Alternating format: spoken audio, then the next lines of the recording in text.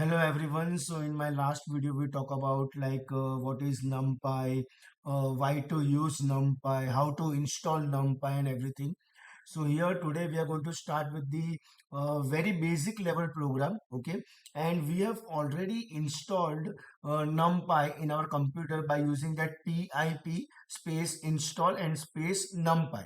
So here is the simple program, that is import and numpy, and then we are using one variable, for example arr is equal to and numpy dot array, and inside that we are writing numbers in the list from 1 2 3 4 and 5, and then we are printing our answer. So let's check the output of this.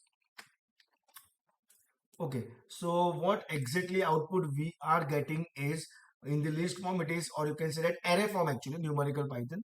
So array form we are getting answer 1 2 3 4 and 5. Okay, so normally, usually when we write or when we use numpy, we always write import numpy as, okay, like alternate name we can write np, that is the common. So instead of writing full numpy, now we can write np dot array. That is only the minor change in this program. So control s and then f5, still we will get the output. See 1 2 3 4 and 5. Okay, and one more thing, if you are interested in checking the version of your numpy, okay, then what you can do is you can write directly print statement.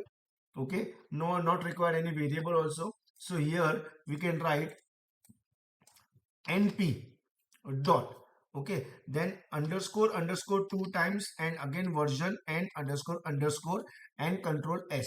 Okay, why np? Because we have used numpy as what, np. So control s and f5.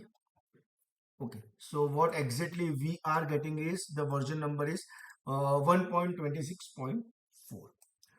So this is all about the basic things like basic array program using numpy, just one line or version number. In next video we will talk about more of numpy. Thank you everyone.